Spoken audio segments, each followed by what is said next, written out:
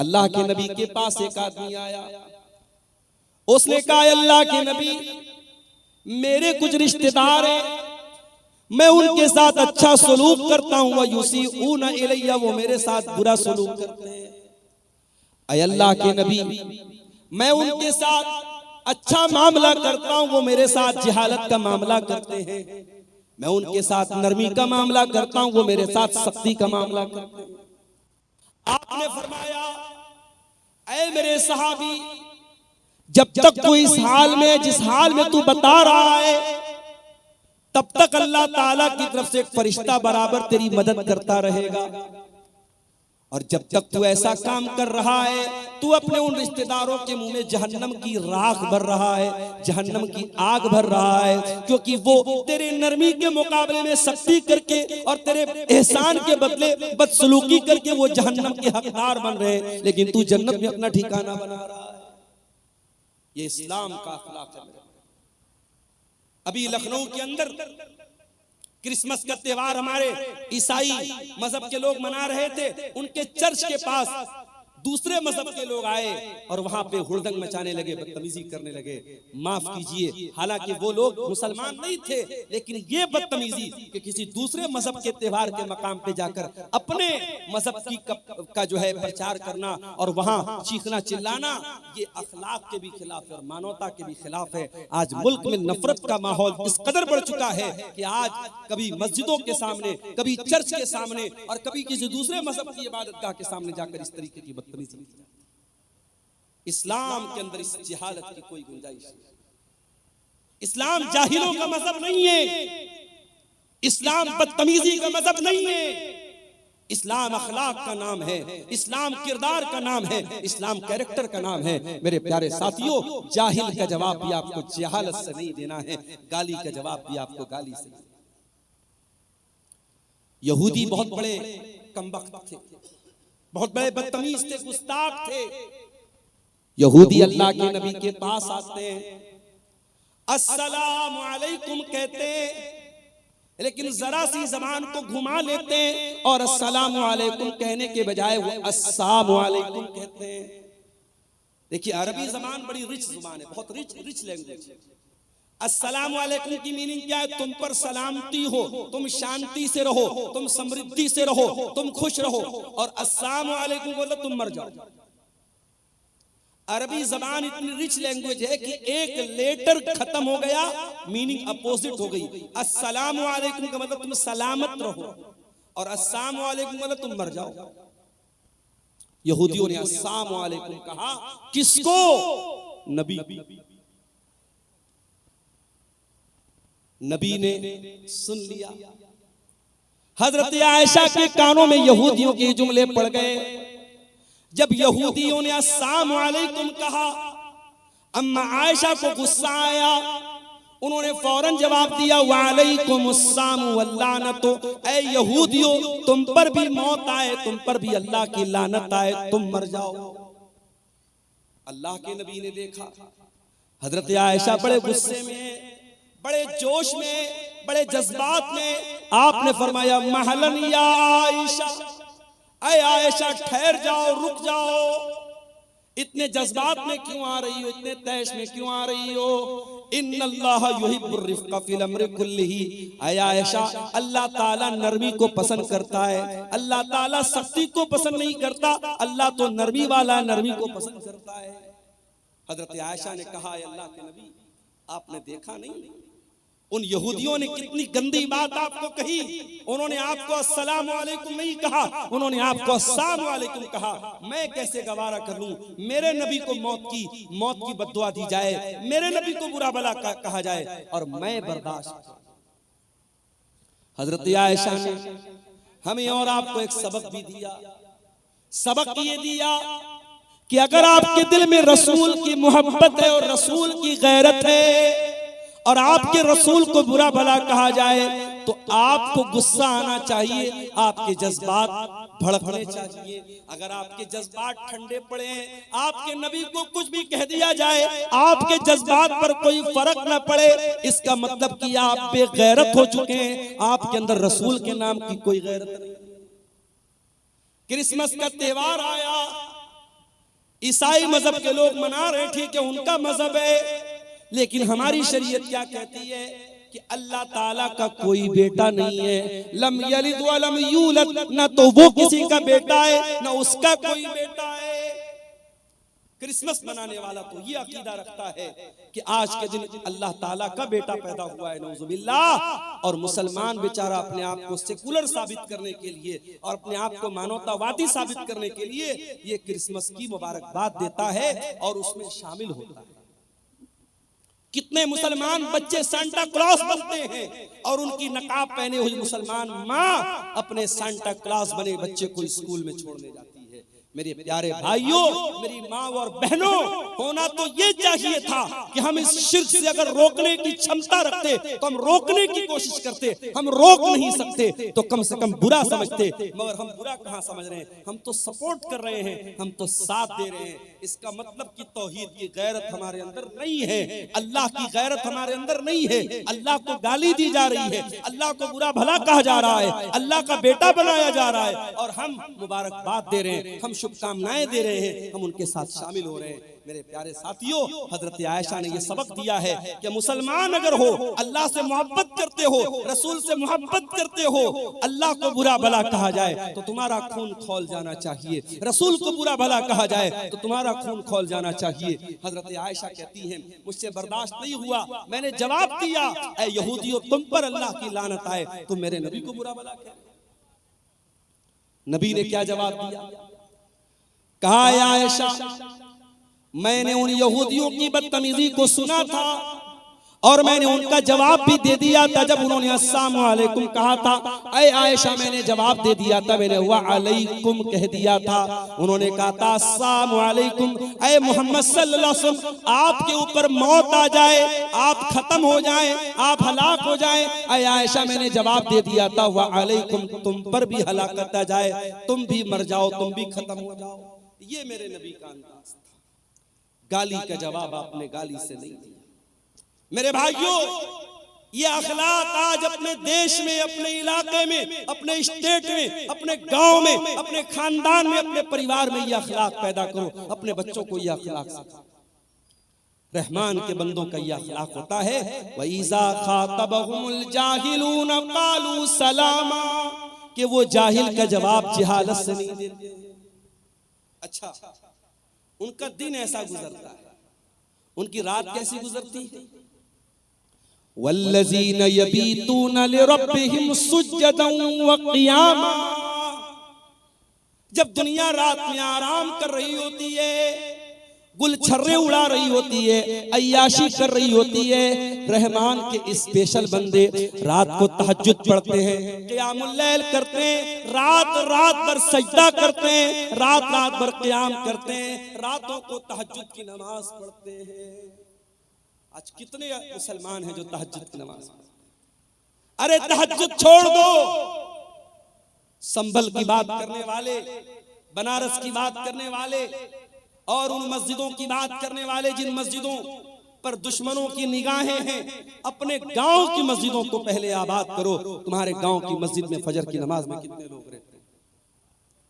मुअज्जिन अज़ान की आवाज दे रहा है, अस्सलातु खैरुम मिनन नौम, नमाज नींद से बेहतर है, और मोहल्ले में गांव में सैकड़ों लोग रहते हैं, दो चार बूढ़ों के अलावा, दो चार बुजुर्गों के अलावा जो डंडा लेके मस्जिद में पहुंचते हैं, कोई फजर की नमाज में आने को तैयार नहीं है। गोया हम ये साबित कर रहे हैं कि ऐ मुअज्जिन, तू कहता है नमाज नींद से बेहतर है, लेकिन मेरे नजदीक नींद बेहतर है, मैं नींद को छोड़ करके नमाज पढ़ने को तैयार नहीं। आज का मुसलमान 5 टाइम की नमाज पढ़ने को तैयार नहीं, और वो बेचारा बैठ करके तबसरा कर रहा है, हमारी मस्जिदें निशाने पर हैं, हमारी मस्जिदों पर दुश्मनों की गलत नजर है। अरे दुश्मन की गलत नजर बाद में है, पहले तूने अपनी मस्जिदों को वीरान किया। दिल्ली की जामा मस्जिद में अभी मेरे पास वीडियो आया, वहां इंस्टाग्राम की रील बन रही है, लड़का लड़की प्यार मोहब्बत की रील बना रहे। कहा? अल्लाह के घर में जामा मस्जिद में मैंने वीडियो देखा, मेरा खून खौल गया कि जामा मस्जिद के एडमिनिस्ट्रेशन और वहां की इंतजामिया क्या कर रही है। इस तरीके के बेहुदा वीडियोस जामा मस्जिद के अंदर बनाए जा रहे हैं। प्यार मोहब्बत की बातें, एक लड़का लड़की वो वीडियो के अंदर फिल्मा रहे और वो वीडियो जामा मस्जिद दिल्ली के अंदर बन रही है। मेरे प्यारे साथियों, दिल्ली के अंदर बास मस्जिदें तो ऐसी हैं, पुरानी मस्जिदें जो पिकनिक स्पॉट बन चुकी हैं और वहां आशिक और माशूक मिलने जाते हैं। वो लवर्स पॉइंट बन गया है, वो आशिकों के मिलने का अड्डा बन गया है। ये मुसलमान का हाल है और वो बेचारा कह रहा है कि साहब हमारी मस्जिदों पर दुश्मनों की गलत नजर है।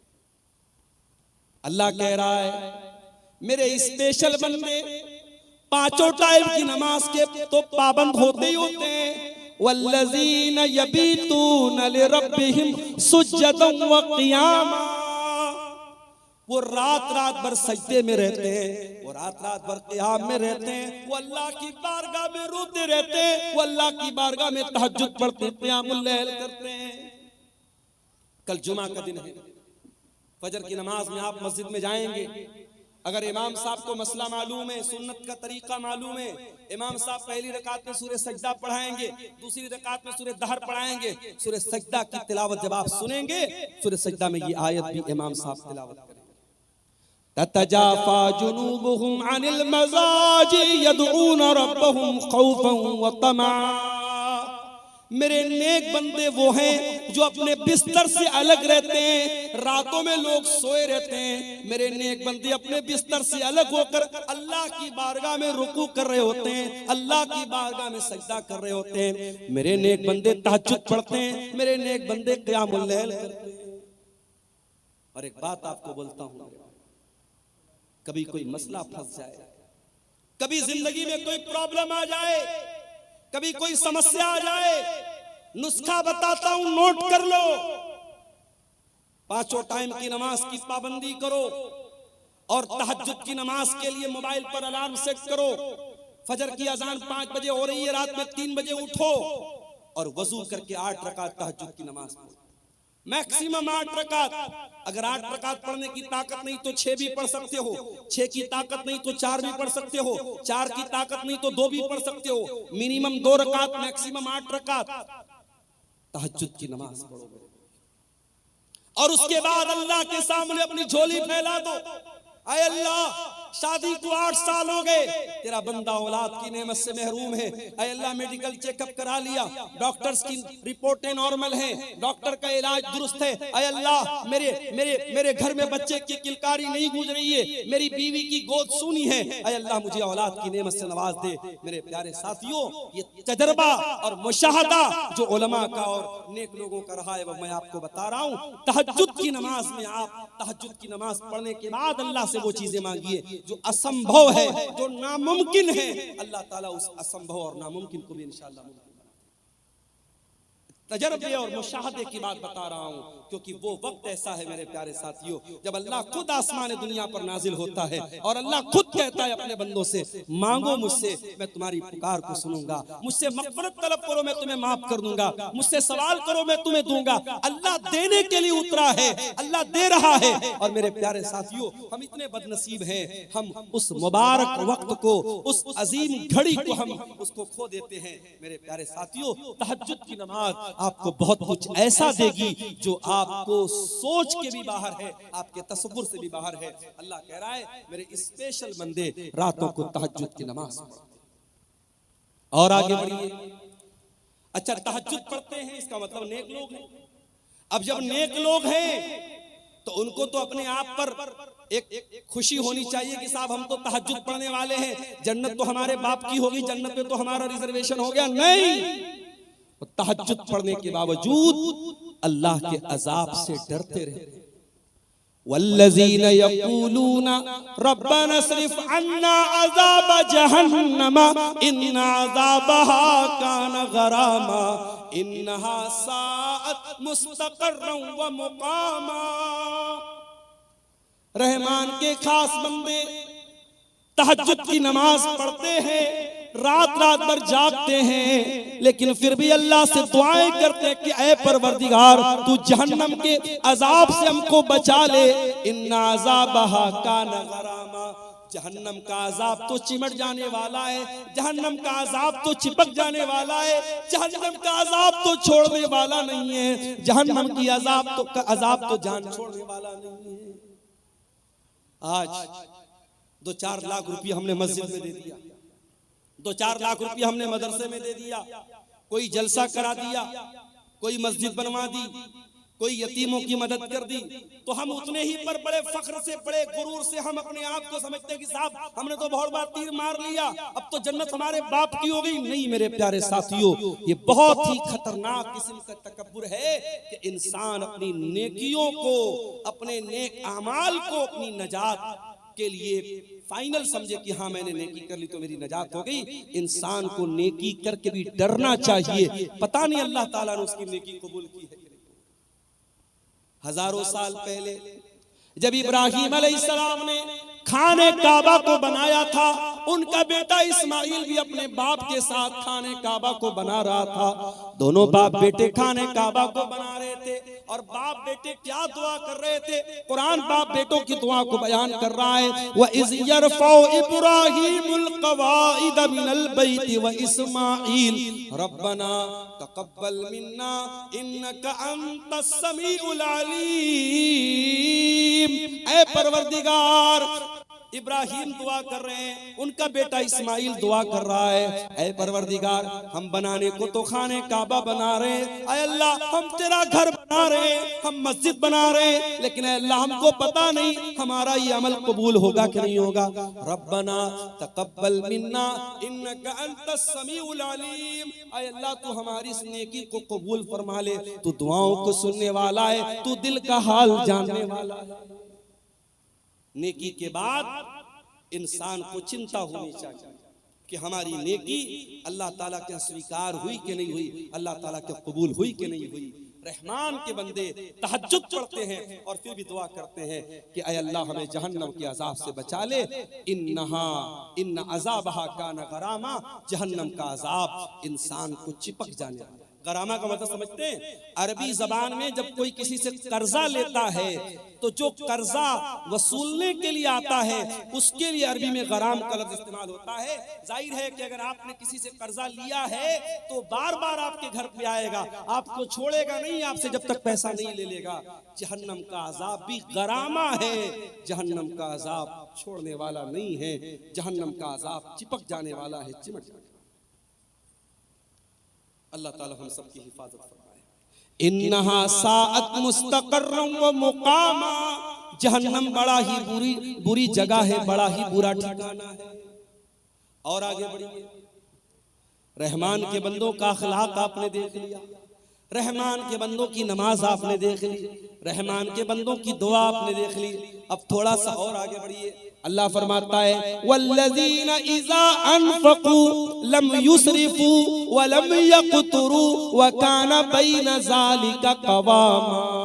रहमान के बंदे जब खर्च करते हैं तो ना तो फजूल खर्ची करते हैं, ना बखीली करते हैं, वो बीच का रास्ता अपनाते हैं। वो ना तो कंजूस होते हैं, ना बखील होते हैं, और ना ही दौलत होने के बावजूद ना तो दौलत होने के बावजूद कंजूस होते हैं, ना दौलत का मिसयूज करते हैं, गलत इस्तेमाल करते हैं, ना फजूल खर्ची करते हैं, ना कंजूसी। हमारे समाज में दोनों तरीके के लोग होते हैं। बाज लोग इतने बड़े कंजूस हैं, बहुत पैसा है, लेकिन ढंग का कपड़ा भी नहीं पहनते। बीवी बेचारी तरसती रहती है कि अरे मुझे फला कपड़ा दिला दो, फला साड़ी दिला दो, फला सूट दिला दो, इसके बाद बहुत पैसा है, मगर नीयत इतनी खराब है, बीवी बेचारी वो रोती रहती है और ये बीवी कभी हक अदा नहीं। बच्चे तरस जाते हैं अच्छा खाना खाने के लिए, ये कंजूस अपनी दौलत को सजा सजा के रखता है, जमीनें खरीदता है, जायदाद खरीदता है। मेरे प्यारे साथियों, ये जमीनें, ये जायदादें आपके मरने के बाद ये दूसरों के हाथ लग जाएंगी। जब तक आप जिंदा हैं, अगर अल्लाह ताला पैसा दे रहा है, अपने शरीर पर भी खर्च करो, अपने जिस्म के ऊपर भी खर्च करो, अच्छा खाओ, अच्छा पहनो, बच्चों को अच्छा खिलाओ, अगर मौका मिले थोड़ा दुनिया भी घूमो, थोड़ा तफरी भी करो, थोड़ा अच्छी जगहों पर अपने बाल बच्चों को लेके जाओ। अगर अल्लाह ने दौलत दी है तो उम्रा भी कर लो, हज भी कर लो। मेरे प्यारे साथियों, ये जिंदगी कितने दिन साथ देगी हम नहीं जानते। हम नहीं जानते हैं कब कौन सी बीमारी आ जाए, हार्ट अटैक आ जाए, और कब इंसान मर जाए, हम नहीं जानते। मेरे प्यारे साथी, अभी 4-5 दिन पहले बनारस में मैं बाइक पर जा रहा था। बनारस में वो टैक्सी चलती है, बाइक वाली टैक्सी, उस पर मैं जा रहा था। एक गैर मुस्लिम नौजवान था, बाइक चला रहा था। मेरी आदत है बाइक पर बैठता हूँ जब इस तरीके की बाइक पर, तो पूछता हूँ जो चलाने वाला होता है कि भाई क्या नाम है, कहाँ के रहने वाले हो। तो उसने बताया बनारस के करीब का वो रहने वाला था। वो उसके खुशिये में, उसके पेशाब के मकाम पे जो खुशियतैन होते हैं, जो टेस्टिकल्स होते हैं, उसमें उसको कैंसर हो गया। सोचिए 20-25 बरस का नौजवान, टेस्टिकल्स में कैंसर हो गया है, और वो बेचारा इलाज कराने के लिए बनारस आया था, और अपने माँ बाप का अकेला बेटा था, घर में कोई कमाने वाला नहीं था। वो बेचारा कैंसर के मर्ज से जो दो चार था, और वो बनारस में बाइक चला करके अपना इलाज का खर्चा निकालने की कोशिश कर रहा है। उसकी हालत देख करके मेरे भाइयों मुझे बड़ा तरस आया, और मैं सोचने लगा कि सोचो ये इंसान जो इस कदर खतरनाक बीमारी में मुब्तला है, ये भी बेचारा बाइक चला रहा है सिर्फ इसलिए ताकि 4 पैसे आ जाएं और मेरे इलाज की में आसानी हो जाए। दुनिया में मेरे प्यारे साथियों इस तरीके के बहुत सारे लोग भरे पड़े हैं। कौन सी बीमारी, कौन सा एक्सीडेंट, कौन सा हादसा आ जाए और जिंदगी खत्म कर दे, हम नहीं जानते। जब तक जिंदगी है, तंदुरुस्ती है, उसका सही इस्तेमाल करो। दौलत है, उसका सही इस्तेमाल करो। कंजूस भी मत बनो, बखील भी मत बनो। बीवी का हक अदा करो, बच्चों का हक अदा करो। अच्छा खाओ, अच्छा पहनो, अच्छे मकान में रहो, अल्लाह की नेमतों का फायदा उठाओ। और इसका ये मतलब भी नहीं है कि आपकी इस्तिताअत 10,000 का मोबाइल लेने की है, लेकिन आप लोन पर और EMI पर आप लाख रुपए का आईफोन ले रहे हैं।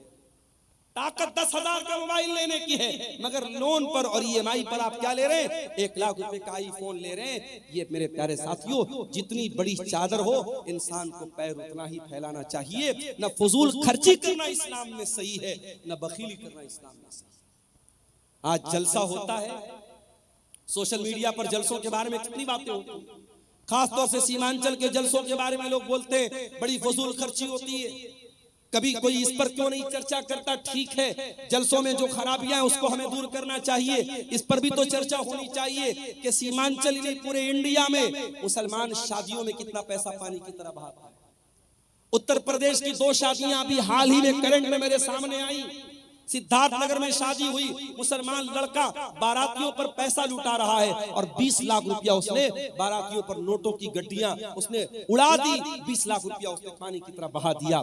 मेरठ में एक शादी हुई और दुल्हे को ससुराल से 2.5 करोड़ रुपए मिलते हैं, और दुल्हा अपनी साली को घड़ी पहनाने का जो तोहफा देता है, जिसको घड़ी की पहनाई बोलते हैं, वो तकरीबन 11 लाख रुपए देता है।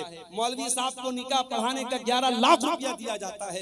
क्या ये इसराफ नहीं है? क्या ये फजूल खर्ची नहीं है? अपने नाम के लिए, अपनी शोहरत के लिए, अपने आप को प्रसिद्ध करने के लिए और मशहूर करने के लिए आज मुसलमान पैसा पानी की तरफ बहाता है।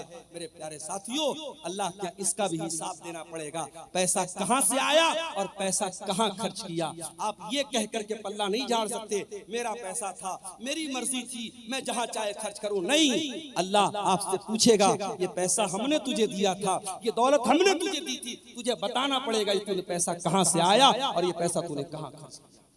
वल्लज़ीना इज़ा अनफ़क़ू लम युस्रिफ़ू व लम यक़्तुरू व कान बैन ज़ालिका क़वामा। रहमान के खास बंदे जब पैसा खर्च करते हैं, जब दौलत खर्च करते हैं, न फजूल खर्ची करते हैं, न बखीली करते हैं, वह कान बैन ज़ालिका क़वामा, वो बीच का रास्ता अपनाते हैं।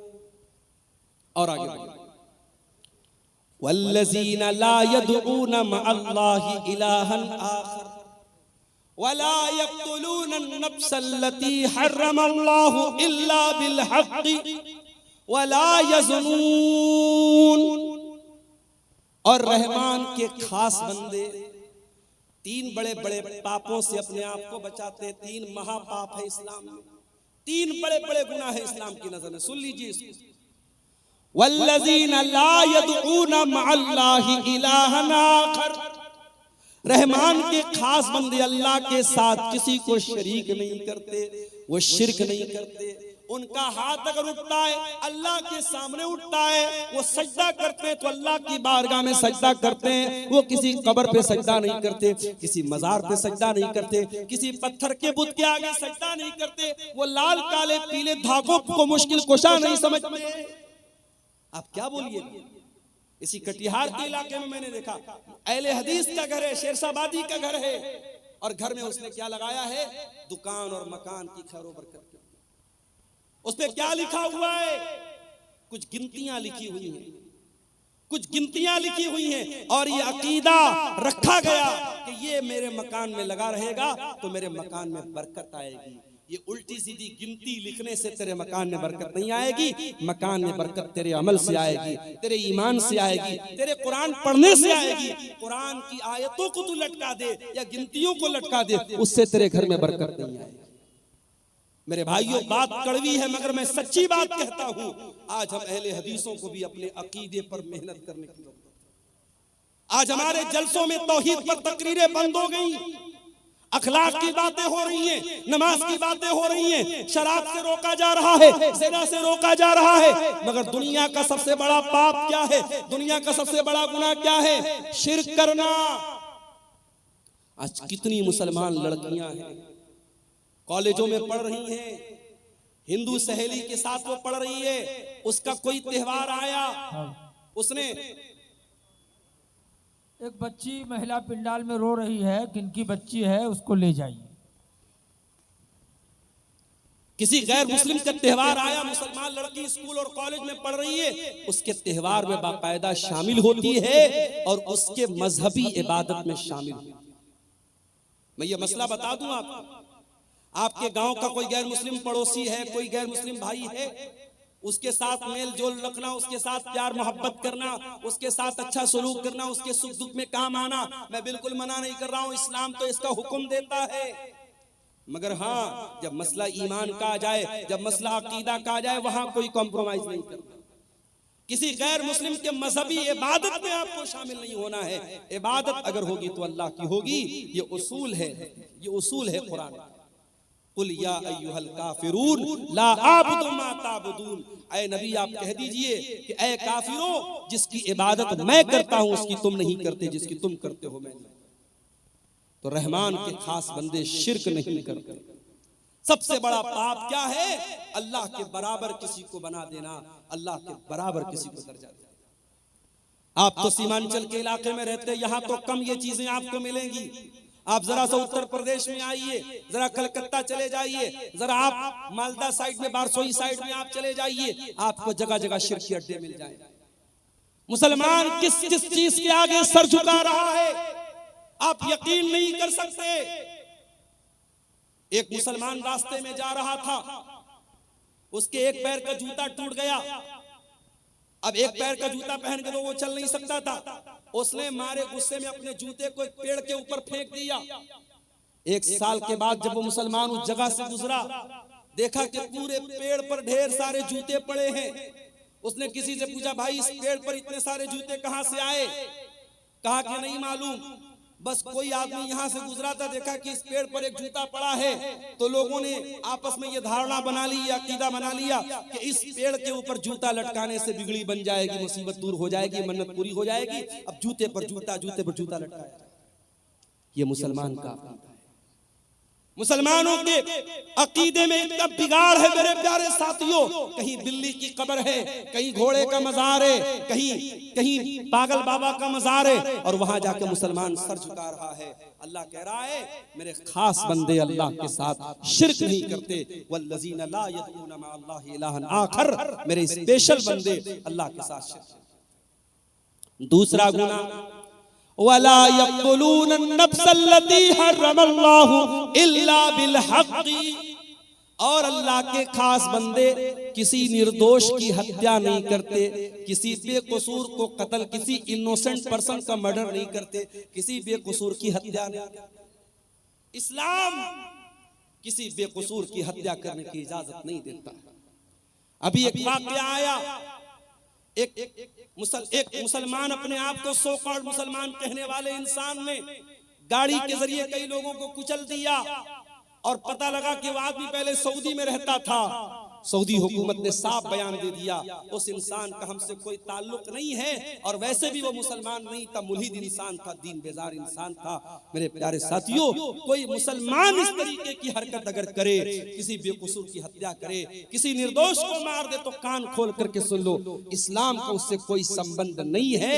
इस्लाम बेकसूरों की जान लेने की शिक्षा नहीं देता है। इस्लाम के नजदीक बहुत बड़ा क्राइम है, बहुत बड़ा गुनाह है किसी की जान लेना।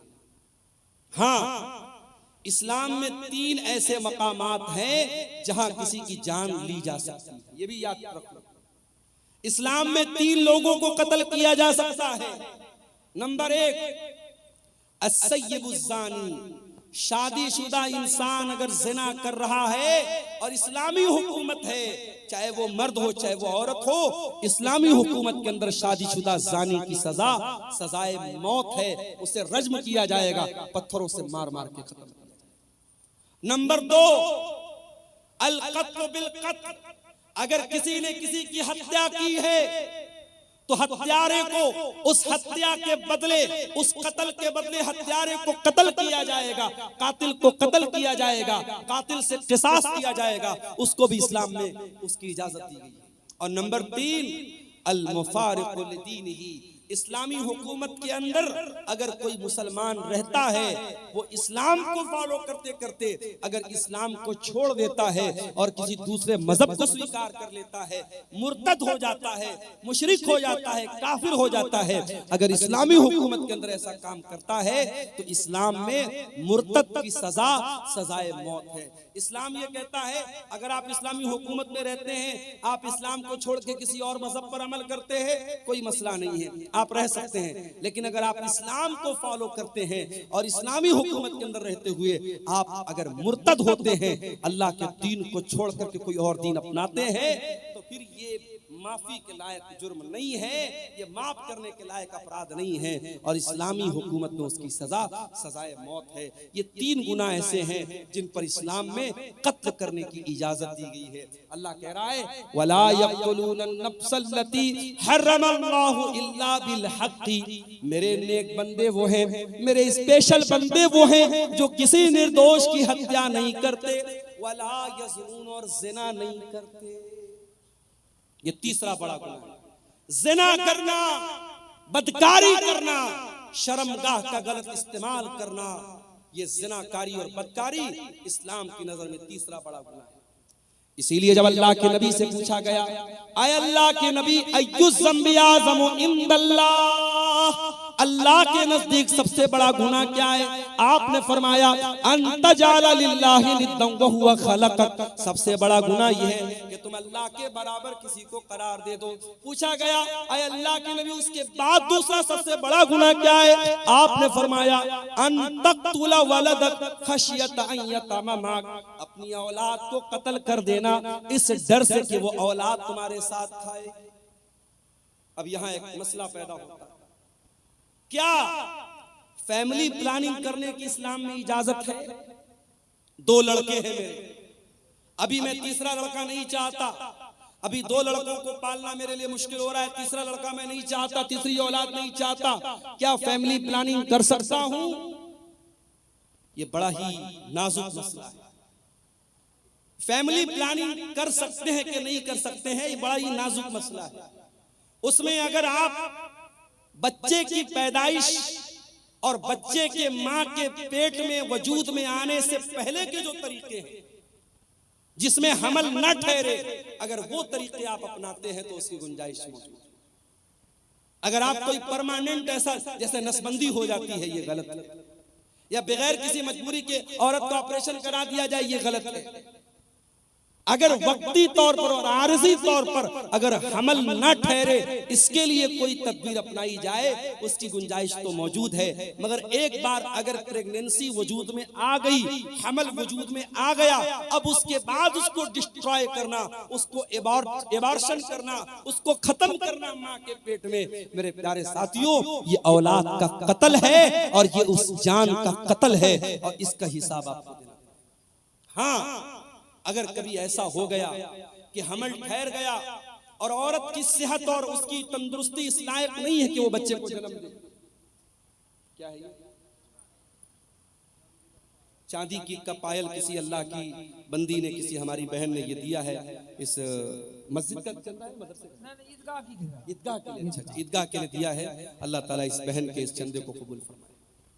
तो मेरे भाइयों, अगर प्रेगनेंसी ठहर गई है, उसके बाद जब तक बहुत ही क्रिटिकल केस ना हो और डॉक्टर्स का इस बात पर इत्तेफाक ना हो कि अगर ये हमल ठहरा और बच्चा हुआ, माँ की जान को खतरा हो जाएगा, उस अवस्था में, उस सिचुएशन में तो इजाजत दी जा सकती है। नॉर्मल हालात में अगर हमल ठहरा है, उसको कोई खत्म करता है तो ये भी औलाद का कत्ल है। अल्लाह के नबी फरमाते हैं दूसरा बड़ा गुनाह क्या है? औलाद को कत्ल कर देना, इस डर से कि वो आपके साथ है। और खबरदार कोई ये ना सोचे अपनी औलाद को हम खिलाते हैं, नहीं। मैंने अपनी जिंदगी में तजर्बा देखा है।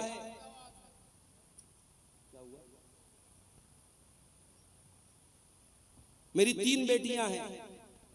2013 में शादी हुई, 14 में मेरी बड़ी बेटी पैदा हुई। मैंने जिंदगी में अपना तजर्बा मैं आपको बता रहा हूं, मैंने महसूस किया है। खास तौर से बेटी जब पैदा होती है, इंसान अपनी जिंदगी में, अपनी रोजी रोटी में, अपने कारोबार में, अपनी मईशत में बरकत महसूस करता है। औलाद अपना मुकद्दर लेके आती है। आप खबरदार ये मत सोचिए कि आप अपनी औलाद को खिलाते हैं।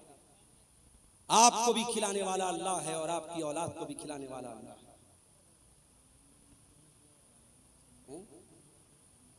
जी जी, चंदा बहुत कम हुआ है, इसलिए शेख मोहतरम से गुजारिश है कि अच्छा अच्छा, ठीक ठीक ठीक। मौलाना बंगला बोल पाएंगे थोड़े, एक आपसे सीख लें। मेरे भाइयों, मौजू तो जो मेरा चल रहा है उस पर मैं बात करूंगा और कर ही रहा हूं। आपने जैसा कि सुना, शेख तौहीद साहब ने भी बताया कि प्रोग्राम एक ईदगाह के चंदे के लिए हुआ है। और मैं इसी इलाके में जानता हूं कि अल्लाह ताला ने इतना लोगों को दिल दिया है कि एक एक दिन में 20-20 लाख रुपए एक एक जलसे में चंदा उतरा है। तो आप थोड़ा सा दिल खोलिए, माओ बहनों से भी कहता हूं, थोड़ा दिल खोल करके आप यहाँ पे अपना चंदा भेजिए। और हमारे बादशाह हुसैन सलफी साहब भी कलेक्शन इंशाअल्लाह करेंगे, या और जो भी उलमा चंदा करने वाले हैं वो आपके उस चंदे का ऐलान भी करेंगे और उसकी दुआएं भी करेंगे। आप इस काम में देर न कीजिए और जलसे के जिम्मेदारों से भी गुजारिश करें। साहब का टाइम नहीं है, मौलाना जर्जी साहब का टाइम होता चला ऐसा, इसलिए मौलाना हुसैन को टाइम नहीं दिया जाएगा, मौलाना जर्जी साहब ही को दिया जाएगा। अच्छा, इसलिए आप कुछ देर चंदा कर दें, और कुछ फतवा भी आया हुआ है उसका जवाब देना। चंदा तो भाई हमारे बस का नहीं है। चलिए देखते हैं। ऐसे बोलते जाइए, इंशाअल्लाह देंगे। तो मेरे भाइयों, औलाद का कत्ल करना ये बहुत बड़ा गुनाह है। अल्लाह के नबी ने पूछा दूसरा बड़ा गुनाह क्या है? आपने फरमाया अन तक़तुला वलदक खश्यता यतमा माक, अपनी औलाद को कत्ल कर देना इस डर से कि वो तुम्हारे साथ खाएगी। औलाद को हम नहीं खिलाते, अल्लाह खिलाता है। बात याद रखिए, नहनु नरज़ुकुहुम व इय्याकुम, तुमको भी खिलाने वाले हम हैं, तुम्हारी औलाद को खिलाने वाले भी हम हैं। इस गलतफहमी में मत रहना कि औलाद को हम खिलाते। अल्लाह कह रहा है कि तुम्हारी औलाद को हम खिलाते हैं, तुम अपनी औलाद के रोजी के मालिक नहीं हो। अल्लाह ताला ये 1000 किसी भाई ने चंदा दिया है, अल्लाह इस चंदे को कबूल फरमाए। और इस तरीके से आप आते रहिए, तकरीर तो होती रहेगी। आखिर में 10-15 मिनट थोड़ा सा आप यहाँ पर आकर के मेरे हाथों पे भी कुछ चंदा दे दीजिए, ताकि मौलाना तौहीद साहब की बात भी रह जाए। और जो जलसे की कमेटी के लोग मायूस बैठे हुए हैं, असल जो मकसद है, जो पर्पस है जलसे का, चंदा बता रहे काफी कम हुआ है। आप हजरात बहुत बड़ी तादाद में आए हैं, इतनी बड़ी भीड़ और इतना बड़ा मजमा अगर आए और ईदगाह जैसी पाकीज़ा जगह के लिए, जहां साल में इबादत होगी, ईद और बकरीद की नमाज होगी, और एक बार ये जमीन खरीद ली गई तो समझो जब तक वो जमीन रहेगी और नमाज पढ़ी जाती रहेगी, सवाब आपको मिलता रहेगा। परमानेंट आप सदका करके इंशाअल्लाह जाएंगे, सदका जारिया, तो जरूर आप इसमें हिस्सा लें। देखिए आप हजरात मौलाना का हाथ पर दें और दुआ ले लीजिए। मौलाना मुसाफिर आदमी हैं, 2000 बनारस से आए हैं, इसलिए उनके हाथ में दीजिए, इंशाअल्लाह उर्दू में भी दुआ देने में नेकी मिलेगी। और जलसा कमेटी के लोगों से गुजारिश है कि माँ बहनों के पिंडाल में चादर लेके जाए, जिनको जिम्मेदारी है, जो भी माँ बहनों के पिंडाल में भी, जेंट्स पिंडाल में भी चादर लेके जाए। तो अल्लाह के नबी से पूछा गया कि दूसरा बड़ा गुनाह क्या है? आपने कहा औलाद को कत्ल करना। फिर पूछा गया अल्लाह के नबी तीसरा बड़ा गुनाह क्या है? आपने फरमाया अंतुजानिया हलीलत जारिक, अपने पड़ोसी की बीवी के साथ जिना करना। जिना तो किसी भी औरत के साथ करना हराम है। पड़ोसी का जिक्र आपने खास तौर से इसलिए किया क्योंकि पड़ोसी के ऊपर भरोसा करता है। अगर कोई अपने पड़ोसी के साथ विश्वासघात करे, पड़ोसी के भरोसे का खून करे, तो ये डबल गुनाह है, ये गुनाह पर गुनाह है। इसलिए अल्लाह के नबी ने पड़ोसी का खास तौर से जिक्र किया। तो ये तीन बड़े बड़े गुनाह हैं। रहमान के खास बंदे न तो शिर्क करते हैं, न कत्ल करते हैं, न जिना करते हैं। और अल्लाह आगे क्या कहता है, वमन यफअल ज़ालिका यल्का सामा, और जो भी इंसान शिर्क करेगा, किसी निर्दोष की हत्या करेगा या ज़िना करेगा, वो बहुत बड़ी मुसीबत उठाएगा और बहुत बड़े गुनाह में पड़ जाएगा। युज़ाफ़ लहुल अज़ाबु यौमल क़ियामति व यख़लुद फ़ीही मुहाना, और हमेशा वो जहन्नम की आग में जलता रहेगा। लेकिन हाँ, ज़िना करने वाला भी तौबा कर ले। दुनिया वाले कहते सुबह का भूला शाम को लौट जाए, तो भूला नहीं कहते। अल्लाह कह रहा है, अगर जिना करने वाला, कत्ल करने वाला, शिर्क करने वाला भी सच्ची तौबा कर ले, मैं उसे स्वीकार करने को तैयार हूं, मैं उसे कबूल करने को तैयार हूं। इल्ला मन ताबा व आमना व अमिल अमलन सालिहा फउलाइका युबद्दिलुल्लाहु सय्यिआतिहिम हसनात व कानल्लाहु गफूरर रहीमा। जो तौबा करेगा, जो ईमान लाएगा और जो नेक अमल करेगा, अब तक जितना गुनाह किया गुनाह कर लिया, अब तक जितना गलत काम किया कर लिया, अब तौबा कर लिया और ईमान के रास्ते पर आ गया और नेक अमल कर लिया, तो अल्लाह क्या कहता है, हम ऐसे लोगों के गुनाहों को नेकी में बदल देंगे। अब तक जितने क्राइम किए, जितने गुनाह किए, जितने पाप किए, हम उनके पापों को, उनके गुनाहों को माफ कर देंगे और उसको ट्रांसफर कर देंगे नेकियों में। मेरे प्यारे साथियों, तौबा का एक तरीका ये भी है, इंसान नमाजें पढ़े, सदका खैरात करे, अल्लाह की राह में अपनी दौलत और अपने माल को खर्च करे। अगर आपको ये महसूस होता है, हाँ मुझसे जिंदगी में कुछ गुनाह हुए हैं, तो तौबा का तरीका एक ये भी है कि आप जिस तरीके से आज के इस प्रोग्राम में आपको मौका मिल रहा है कि आप ईदगाह की जमीन के लिए एक सदका जारिया आप दें, आप यहाँ पे आए और अपना चंदा जरूर लिखवाएं और दें, ताकि अल्लाह ताला आपकी तौबा को कबूल करे। जो तौबा करेगा और नेक अमल करेगा और ईमान के रास्ते पर चलेगा, अल्लाह कह रहा है उसके गुनाहों को हम नेकियों में बदल देंगे। वमन ताबा व अमिल सालिहन फइन्नहु यतूबु इलल्लाहि मताबा, और जो इंसान तौबा करता है वो सही रास्ते पर वापस पलट जाता है, वो अपनी गाड़ी को यू टर्न लेकर के सही रास्ते पर आ जाता है। आपको कटिहार से मोहना चाँद पुराना था, सही रास्ते पर आप चल रहे थे, अचानक गूगल मैप के चक्कर में गलत रास्ते पर चले। आजकल गूगल मैप बहुत रास्ता गड़बड़ बता देता है।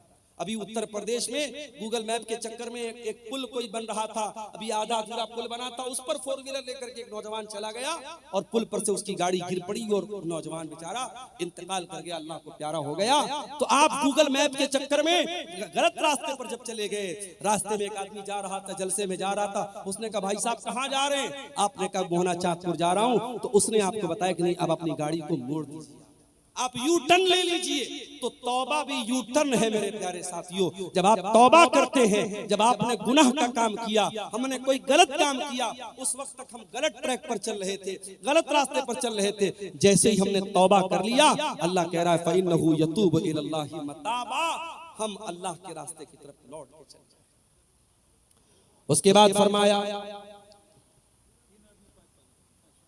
ये 3 लोगों ने 500-500 रुपए का ताउन इस ईदगाह की जमीन के लिए दिया है। अल्लाह तबारक व तआला इनके इस चंदे को भी कबूल फरमाए, और जो भी भाई अभी सोच विचार में पड़े हैं, अल्लाह उनको तौफीक दे के वो आए और अपनी अपनी हैसियत और कैपेसिटी के एतबार से जरूर इस कार्य खैर में हिस्सा लेकर के जाए। मैं बात कर रहा हूँ कुरान के 19वें पारे की सूरह फुरकान की आयतों को आपके सामने पढ़ रहा हूँ, और रहमान के विशेष बंदों और खास बंदों की कुछ क्वालिटीज है मालूम, इसका क्या है? अच्छा, दुकानदारों ने दिया, माशाअल्लाह। ये झोले में कुछ रकम आई है, अब ये इसको लोग इनके बताएंगे कितनी रकम है। ये हमारे सड़क के जो दुकानदार भाई हैं उन लोगों ने इसको आपस में कलेक्शन करके दिया है। अल्लाह ताला उनके देखिए साइड से सब आके चंदा दीजिए, मौलाना का हाथ से मुसाफा कीजिए। जरूरी नहीं है कि कोई लाख 2 लाख रुपए चंदा दे तभी चंदा होता है। मस्जिदें बनती हैं, ईदगाह की जमीन खरीदी जाती है। मैंने देखा है कोई ऐसा भी अल्लाह का बंदा होता है जिसकी 100 रुपए की ताकत है, वो 100 रुपया बड़े कलेजे से लाके देता है, बड़े दिल के जज्बे के साथ लाके देता है। और एक इंसान 1 लाख रुपया देता है, करोड़पति आदमी 1 लाख रुपया देता है, मगर दिल की तकलीफ के साथ देता है। अल्लाह के यहाँ उस करोड़पति का दिया हुआ 1 लाख रुपये का चंदा वो 19 पड़ जाता है, और वो 100 रुपये का चंदा उस गरीब इंसान का अल्लाह के उसका मकाम ज्यादा बुलंद हो जाता है। इसलिए मेरे प्यारे साथियों, ये न समझना कि हम तो कोई छोटा मोटा हम क्यों अमाउंट देने जाएं। आप जो भी हो रहा है, यहाँ स्टेज पर लोग बैठ करके चंदा का कलेक्शन कर रहे हैं, आप आइए। मुझे मुनासिब नहीं लग रहा है, मौजू के बीच में बार बार डिस्टरबेंस भी हो रहा है, लेकिन मैं चाहता हूं कि जलसे वालों की बात भी रह जाए। आप आकर के जरूर इस ईदगाह में अपना ताउन कीजिए। हमारी जलसा कमेटी के लोग भी चादर लेके जा रहे हैं, और खवातीन में भी, महिला पिंडाल में भी मैं गुजारिश करता हूं कमेटी के लोगों से वहां 2-4 औरतों को सौंप दीजिए, और चादर में आप लोग जो ताउन कर सकते हैं करें। मुझे मुनासिब नहीं लग रहा है बीच में बार बार मौजू को, टॉपिक को छोड़ करके चंदे की बात करना। मैं अपने मौजू को खत्म करके इंशाअल्लाह इस कुर्सी से उठूंगा। रहमान के खास बंदों की हम पहचान बता रहे हैं आपको, उनकी विशेषताएं बता रहे हैं, उनकी खूबियां बता रहे हैं। अल्लाह ने कहा रहमान के खास बंदे शिर्क नहीं करते, जिना नहीं करते, कत्ल नहीं करते। और आगे वल्लज़ीना ला यशहदून ज़ूर, और अल्लाह के खास बंदे वो हैं जो किसी गुनाह के काम में, किसी गलत काम में शामिल नहीं होते। नए साल की रात आ रही है, 31 दिसंबर की रात आ रही है। बड़े बड़े शहरों में बड़े बड़े होटल बुक हो जाएंगे, नाचने गाने वालियां महंगे महंगे अमाउंट के ऊपर उनको हायर किया जाएगा।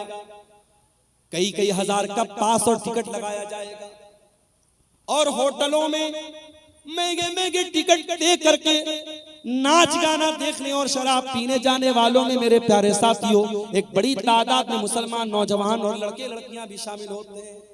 कुरान क्या कहता है? वल्लज़ीना ला यशहदून ज़ूर, अल्लाह के खास बंदे झूठी गवाही नहीं देते और किसी गलत काम में शामिल नहीं होते। व इज़ा मर्रू बिल्लग़्वी मर्रू किरामा, और जब वो किसी लग़्व चीज के पास से गुजरते हैं तो शराफत से गुजर जाते हैं। आप मार्केट में जा रहे हैं, आप रेलवे स्टेशन के पास जा रहे हैं,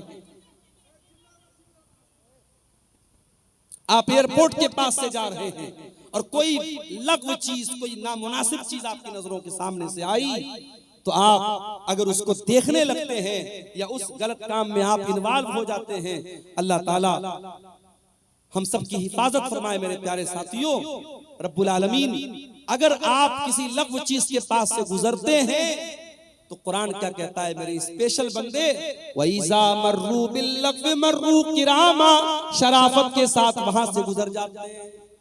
उसके बाद फरमाया वइज़ा ज़ुक्किरू बिआयाति रब्बिहिम लम यखिर्रू अलैहा सुम्मन व उमियाना वल्लज़ीना इज़ा ज़ुक्किरू बिआयाति रब्बिहिम, और रहमान के खास बंदों की एक पहचान ये भी है, जब उनके सामने कुरान पढ़ा जाए, जब उनके सामने उनके रब की आयतें पढ़ी जाए, वो अंधे और बहरे बन करके, वो गूंगे और बहरे बन करके नहीं गिर पड़ते। जलसा हो रहा है, तकरीर हो रही है, आप एक कान से सुन करके दूसरे कान से उड़ा रहे हैं, न कुरान की आयतों पर गौर हो रहा है, न मुकर्रिर की आलिम की बातों पर गौर हो रहा है, न अमल हो रहा है। तो याद रखिए मेरे प्यारे साथियों, अल्लाह के नेक बंदों का ये तरीका नहीं है। अल्लाह के नेक बंदे क्या करते हैं? वो गौर करते हैं, वो बातों को कैच करते हैं, वो समझने की कोशिश करते हैं, वो अमल करते हैं। वल्लज़ीना इज़ा ज़ुक्किरू बिआयाति रब्बिहिम, रहमान के खास बंदों के सामने जब उनके परवरदिगार की आयतें पढ़ी जाती हैं, लम यखिर्रू अलैहा सुम्मन व उमियाना, वो अंधे और बहरे बन करके नहीं गिर पड़ते। देखिए ये बच्ची रो रही है, एक बच्ची रो रही है। ये बच्ची को स्टेज पर है, ले जाइए भाई। किनकी बच्ची है, कैसी माँ है, कितनी छोटी बच्ची को छोड़कर कहाँ है? स्टेज में आके ले जाइए, छोटी सी बच्ची है, दिखाइए वो स्क्रीन पर। एक बच्चा बैसा गोविंदपुर का अबुल कलाम बाप का नाम बता रहा है, स्टेज में पहले से बहुत देर से रो रहा है, ले जाइए। मलकैन का रहमान के खास बंदे कुरान की आयतों को सुन करके सुम्म वो उमियाना, अंधे और बहरे बन करके गिर नहीं पड़ते, गौर करते हैं, अमल करते हैं। कुरान की आयतें आज हमारे सामने पढ़ी जाती है, पत्थर दिल हो चुके हैं मोरा। नमाज पर कितनी तकरीरें हो रही हैं, बेनमाजी वैसे के वैसे। ज़िनाकारी पर कितनी तकरीरें हो रही हैं, ज़िना के केसेस कम नहीं हो रहे।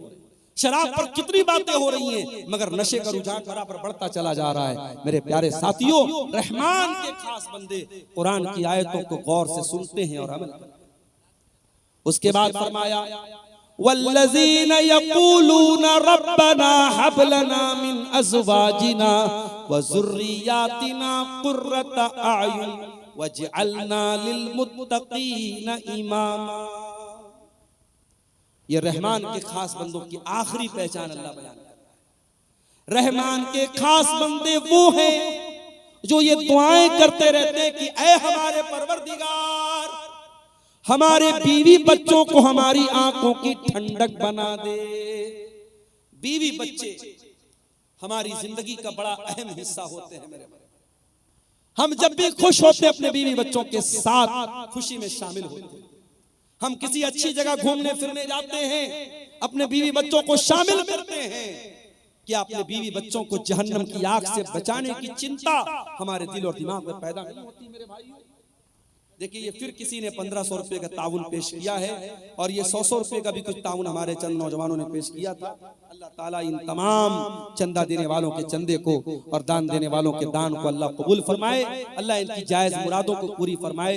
ये सामने फोन पे का स्कैनर कोड भी, बार कोड भी लगा हुआ है, जगह जगह इन लोगों ने लगाया है स्टेज के बीच में। आप हजरात जो ऑनलाइन भी पेमेंट करना चाहें, जरूर इस ईदगाह की जमीन के लिए करते हुए जाएं।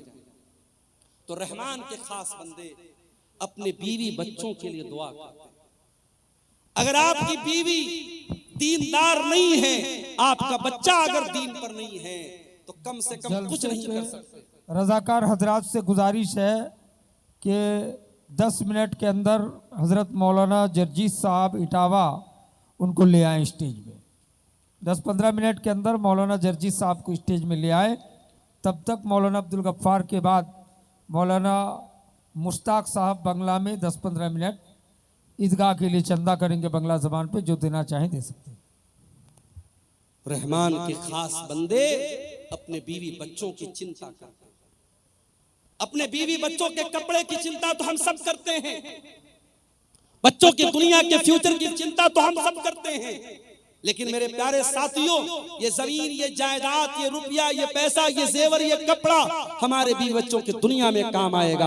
अपने बच्चों की, अपने बीवी की आखिरत को बनाने के लिए आपने क्या किया?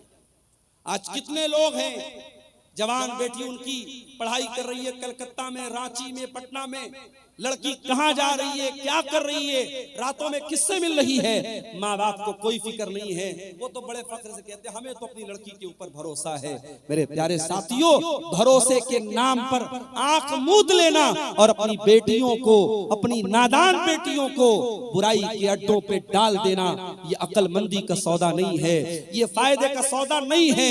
अपने बच्चों के अकीदे की फिक्र करो, अपने बच्चों की आखिरत की फिक्र करो। अल्लाह कह रहा है, मेरे नेक बंदे दुआएं करते हैं, रब्बना हब लना मिन अज़वाजिना व ज़ुर्रिय्यातिना क़ुर्रता आयुन। ऐ परवरदिगार, हमारे बीवी बच्चों को हमारी आंखों की ठंडक बना दे। वजअलना लिलमुत्तक़ीना इमामा, और हमें तू मुत्तकियों का इमाम बना दे।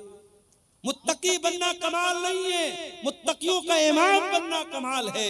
ऐसे मुत्तकी बनो, पूरे गांव के लिए आइडियल बन जाओ, पूरे इलाके के लिए आइडियल बन जाओ। तुम्हारी फैमिली इतनी मुत्तकी बन जाए, तुम्हारी बीवी इतनी दीनदार हो, तुम्हारे बच्चे इतने दीनदार हो कि लोग मिसाल दे कि हाँ, दीनदार ऐसे लोग होते हैं, मुत्तकी ऐसे। इतनी सारी क्वालिटीज जिनके अंदर पैदा हो जाएं, अब अल्लाह ताला रिवार्ड क्या देगा, बदला क्या देगा, इनाम क्या देगा, पुरस्कार क्या देगा, जरा सुनिए। उलाइका युजज़ौनल गुरफता बिमा सबरू व युलक़ौना फ़ीहा तहियतन व सलामा। अल्लाह कह रहा है इनको अल्लाह जन्नत में कमरा देगा। अल्लाह कह रहा है जन्नत में रूम देगा, कमरा देगा।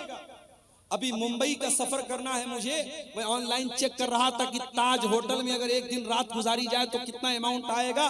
तो मैंने इंटरनेट पर चेक किया, बंबई का बहुत 5 स्टार होटल, बड़ा मशहूर होटल है ताज होटल, एक रात गुजारने का अमाउंट कितना आ रहा था, 50,000 रुपया। 50,000 रुपया एक रात का चार्ज है ताज होटल का, जो हमारे मुंबई शहर का बहुत 5 स्टार होटल है, बहुत बड़ा होटल है। लोग चाय पीने जाते हैं ताज होटल में, लोग बताते हैं 700-800 रुपए की एक चाय होती है। जब दुनिया के 5 स्टार होटलों की इतनी उनकी रौनक है कि एक एक रात का 50-50 हजार रुपया चार्ज लोग देते हैं और वहां रात गुजारते हैं, तो सोचो मेरे भाइयों, जन्नत तो हमारे तसव्वुर और हमारे इमेजिनेशन से कहीं ज्यादा खूबसूरत है। और जन्नत के कमरे कैसे होंगे, और जन्नत के महल कैसे होंगे, और जन्नत के खाना पीना कैसा होगा, हम तो तसव्वुर भी नहीं कर सकते। अल्लाह कह रहा है ये क्वालिटीज अगर आपके अंदर पैदा हो जाएं, उलाइका युजज़ौनल गुरफता बिमा सबरू, ऐसे नेक बंदों को उनके सब्र का फल मिलेगा। अल्लाह उनको जन्नत में दाखिल करेगा और जन्नत में फरिश्ते उनको सलाम करेंगे, फरिश्ते उनको सैल्यूट करेंगे। खालिदीन फीहा, और वो जन्नत में हमेशा रहेंगे। हसनत मुस्तक़र्रम व मुक़ामा, और जन्नत बहुत ही बेहतरीन ठिकाना है और बहुत ही बेहतरीन जगह है।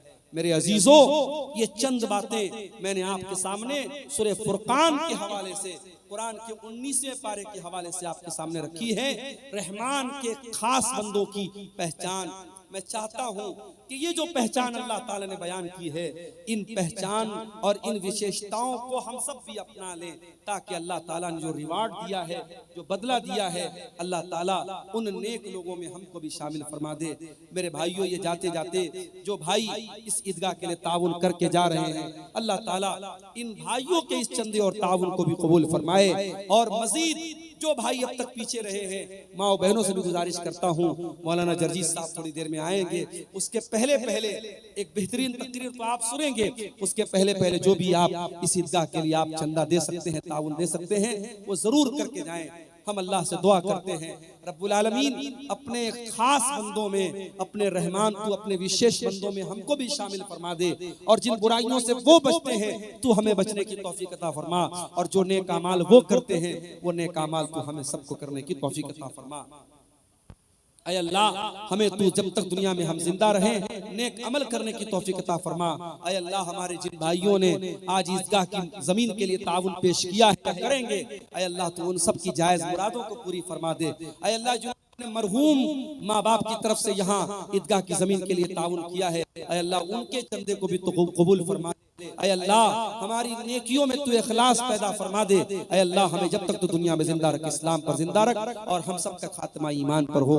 आमीन व आखिर दावाना अनिल हम्दुलिल्लाहि रब्बिल आलमीन, वस्सलामु अलैकुम व रहमतुल्लाहि व बरकातहू। जज़ाकुमुल्लाह। कुरान करीम का 19वां पारा,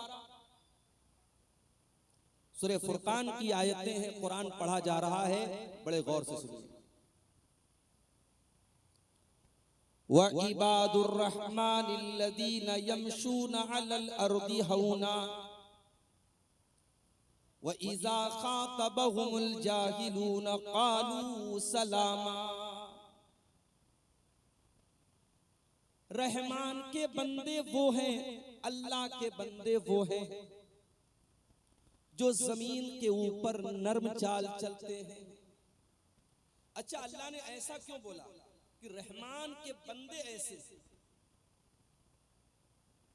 क्या एक गुनाह करने वाला, एक गलत काम करने वाला, एक अल्लाह तबारक व तआला के साथ शिर्क करने वाला, क्या वो अल्लाह का बंदा नहीं है? बंदे तो सब अल्लाह का। लेकिन जिस तरीके से हम अपनी जबान में 5 बेटे होते हैं, तो जो एक बेटा बहुत लायक होता है, अपने माँ बाप का बहुत फरमा बरदार होता है, अपने माँ बाप की उम्मीदों पर खरा उतरता है तो माँ बाप बड़े फख्र से कहते हैं मेरा बेटा तो वो है। इसका मतलब ये नहीं होता कि बाकी उसके बेटे नहीं है। इसका मतलब ये होता है कि मेरा बेटा कहलाने के लायक हकीकत में वो बेटा है जो बहुत लायक है। वही बात अल्लाह ताला यहां कह रहा है, व इबादुर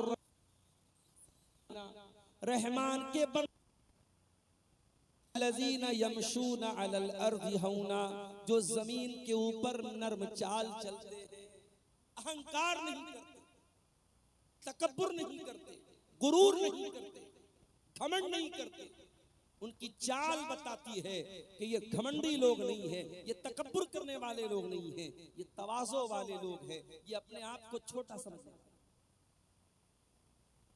इंसान तकब्बुर करे तो किस बात पर करे? इंसान अपनी पैदाइश पर गौर करे, इंसान पैदा कैसे हुआ? अयहसबुल इंसानु अन युत्रका सुदा अलम यकुन नुतफतम मिन मनिय्यिन युमना थुम्मा काना अलक़तन फखलक़ फसव्वा। ऐ इंसान, जरा तू अपनी पैदाइश के ऊपर गौर कर, जरा तू अपनी सृष्टि के ऊपर गौर कर, अपनी तख्लीक के ऊपर गौर कर। तू पैदा कैसे किया गया?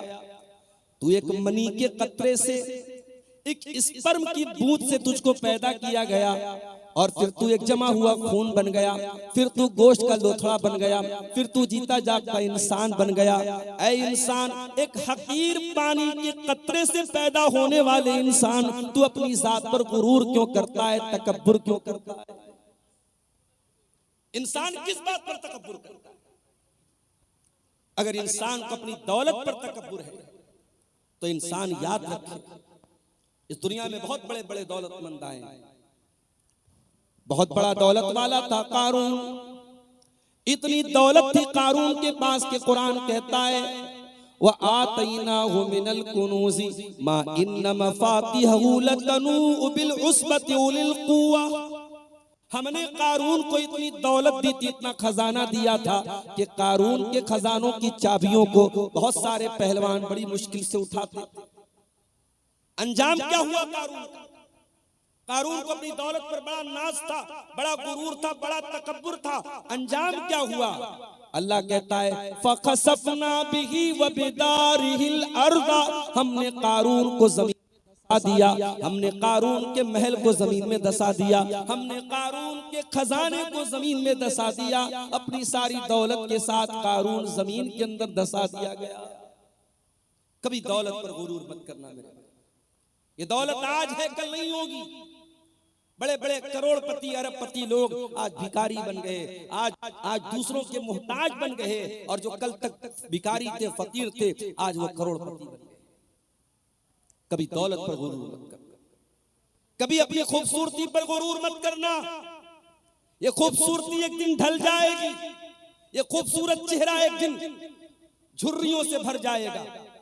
ये चेहरा, जिस चेहरे की खूबसूरती पर नाश करते हो, इस चेहरे पर सिलवटें पड़ जाएंगी, इस चेहरे पर झुर्रियां पड़ जाएंगी, ये बाल सफेद हो जाएंगे, ये बदन कमजोर पड़ जाएगा। ना अपनी खूबसूरती पर गुरूर करो, ना अपनी ताकत पे गुरूर करो, ना अपनी दौलत पे गुरूर करो। अल्लाह ताला कहता है मेरे स्पेशल बंदे वो हैं जो जमीन के ऊपर तकब्बुर नहीं करते, गुरूर नहीं। इसीलिए अल्लाह ताला कुरान के 15वें पारे में फरमाता है वला तमशी फिल अर्दी मरहा, जमीन में अकड़ करके न चला करो। इन्नका लन तखरिकल अर्द वलन तबलुगल जिबाल तूला। ना तो तू जमीन को फाड़ सकता है, ना तू आसमान की पहाड़ों की बुलंदियों पर चढ़ सकता है। ऐ इंसान, तू अकड़ करके क्यों चलता है? तू तकब्बुर क्यों करता है? 4 पैसे आ गए, जरा सी समाज में इज्जत मिल गई तो अपने स्टेटस पर, अपने मकाम पर, अपने ओहदे पर, अपनी कुर्सी पर कोई गुरूर न करे। गुरूर करना इब्लीस का तरीका है, तकब्बुर करना इब्लीस का तरीका है, और अपने आप को डाउन रखना, अपने आप को कमजोर समझना, अपने आप को छोटा समझना, ये नबियों की सुन्नत है मेरे प्यारे साथ। अरे भाई इतना बोल रहे तो नीचे कर दो भाई, क्यों बिला वजह की टेंशन पैदा? जो थोड़ा ऊंचा ऊंचा स्टैंड थोड़ा नीचा करो, थोड़ा नीचा करो।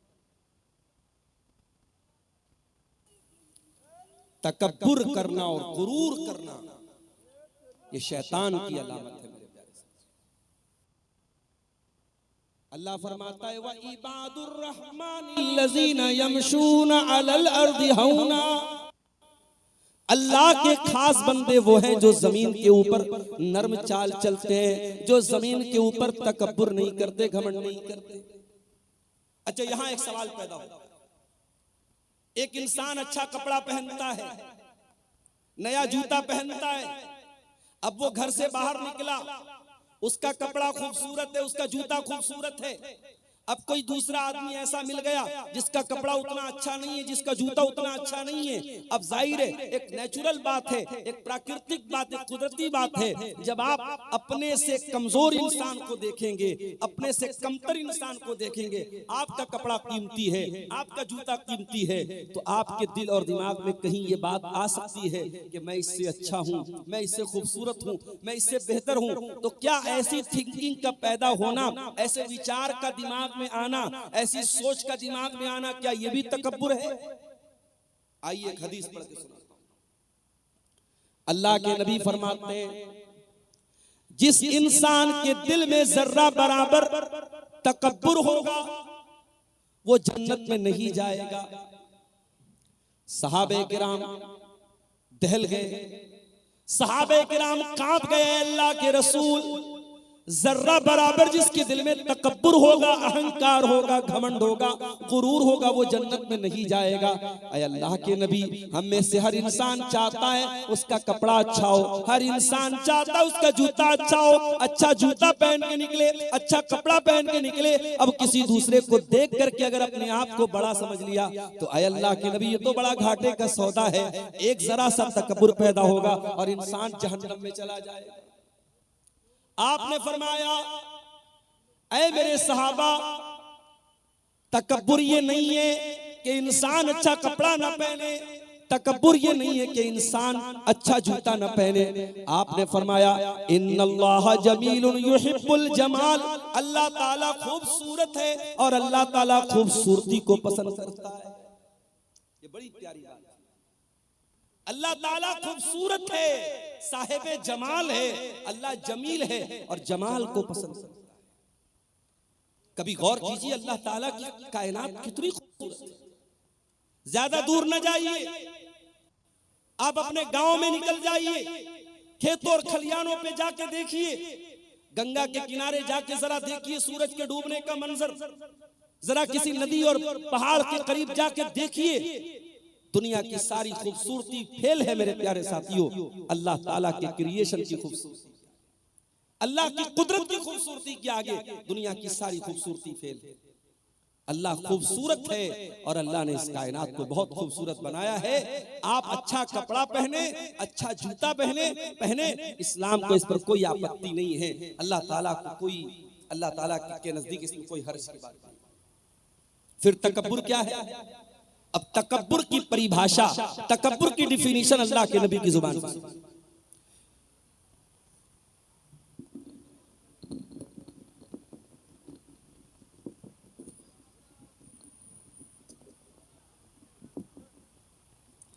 अल्लाह के प्यारे नबी ने फरमाया अल किब्रु बत्रुल हक़्क़ि व गम्तुन नास, तकब्बुर ये है कि तुम हक बात को कबूल न करो, सच्चाई को कबूल न करो। तुम्हारे सामने सच्चाई पेश की जाए, हक बात पेश की जाए और फिर भी तुम हक बात को कबूल न करो, ये तकब्बुर है। व गम्तुन नास, और तुम लोगों को हकीर समझो, लोगों को अपने से छोटा समझो, लोगों को के ऊपर अपने आप को ऊंचा समझो, सुपीरियर समझो, ये तकब्बुर है और इस तकब्बुर को अल्लाह माफ नहीं करेगा। तो रहमान के बंदे जब जमीन पर चलते हैं तो नरम चाल, ये उनकी पहली पहचान। दूसरी पहचान व इज़ा खातबहुमुल जाहिलून क़ालू सलामा, और रहमान के बंदों की दूसरी पहचान ये है जब जाहिल उनके मुंह लगते हैं, जब जाहिल उनसे कन्वर्सेशन करते हैं, जब जाहिल उनसे बातचीत करते हैं और जिहालत पर उतर जाते हैं, तो वो ईंट का जवाब पत्थर से नहीं देते, वो शेर का जवाब सवा शेर से नहीं देते, वो जाहिल का जवाब खामोशी से देते हैं, वो सलाम कह करके आगे गुजर जाते हैं। भाई हमारा मिजाज क्या है? हमारा मिजाज तो यही है कि हम किसी से कम थोड़ी। उसने हमें कैसे बोल दिया, उसने हमें कैसे उल्टा सीधा बोल दिया, हम तो ईंट का जवाब पत्थर से देंगे, हम तो शेर का जवाब सवा शेर से देंगे। नहीं, अल्लाह कह रहा है कि मेरे स्पेशल बंदे ऐसे नहीं। वइज़ा ख़ातबहुमुल जाहिलून क़ालू सलामा, वो जाहिल का जवाब जहालत से नहीं देते, वो गलत का जवाब गलत से नहीं देते। हमारी अक्सर लड़ाई क्यों होती है? हमारी रिश्तेदारियों में जो फूट पड़ती है, जो दुश्मनी होती है, क्यों होती है? उसने मुझे बोल दिया, उसने मुझे ऐसा कह दिया, उसने मेरे साथ ऐसा कर दिया, उसने अपनी लड़की की शादी में मुझको नहीं बुलाया, उसने अपने यहाँ दावत में नहीं बुलाया, हम भी नहीं बुलाए। यही तो होता है।